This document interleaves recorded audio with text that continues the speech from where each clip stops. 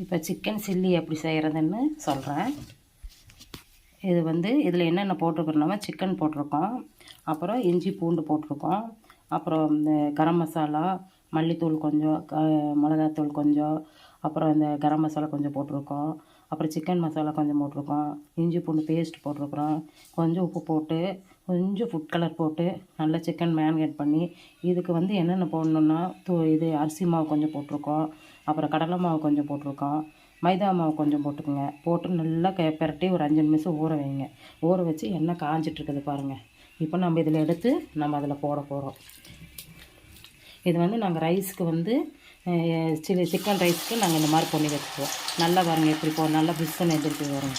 கொஞ்சம் பீசஸ்ஸுன்னு இந்த மாதிரிலாம் மசாலாலாம் நிறையா போட்டிங்கன்னா பீசஸ்ஸுன்னு கொஞ்சம் பெருசாக தெரியும். சிக்கன் எல்லாம் பாருங்கள் எவ்வளோ அழகாக இருக்குது பாருங்கள். சின்ன சின்னதாக இப்படி போடணும்.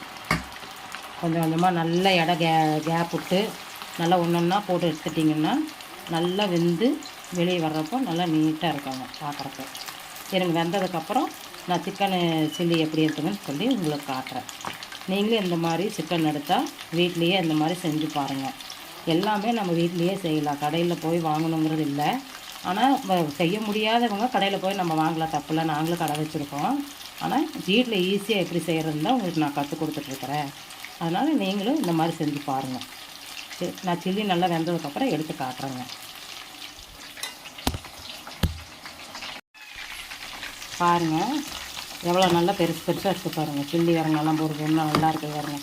கடைக்கு வரவங்களே கேட்பாங்க, எப்படிக்கா நீங்கள் சில்லி போடுறீங்க, நல்லா மொறுன்னு இருக்குது, நாங்கள் வீட்டில் போட்டால் அப்படி வரமாட்டேங்குது அப்படின்னு சொல்கிறாங்க. நான் என்னென்ன பொருள் சேர்த்திக்கிறேனோ அந்த பொருளெல்லாம் நீங்கள் சேர்த்துனீங்கன்னா உங்களுக்கு சில்லி நல்லா மொறுன்னு இந்த மாதிரி வரும். இப்போ நான் பாருங்கள் இதெல்லாம் பாருங்கள் நல்லா சார் நல்லா வெந்துருச்சு பாருங்கள் எப்படி இருக்குதுன்னு பாருங்கள். இதை நாங்களாம் ரைஸ்க்கு போடுறதுங்க. சில்லி நிறைய இப்போ கடைகளுக்கு நம்ம சில்லி நிறைய போடுற மாதிரி இருந்தால் நிறைய சில்லி எடுத்து போடுவோம். இப்போ நாம் வந்து இப்போ ரைஸுக்கு போடுறதுனால நாங்கள் அளவாக சில்லி போட்டு எடுத்துகிட்டு போகிறோம். சிக்கன் ரைஸ் மட்டும்தானே. சில்லி தனியாக கேட்குறவங்களுக்கு ஏதோ ஒரு 2 பேர் 3 பேருக்கு கொடுத்தா அப்புறம் இல்லை.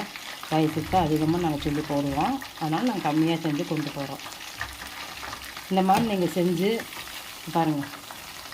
இந்த மாதிரி செஞ்சு கருவேப்பிலை கொஞ்சம் சேர்த்துக்கிங்க, நல்லா மணமாக இருக்கும்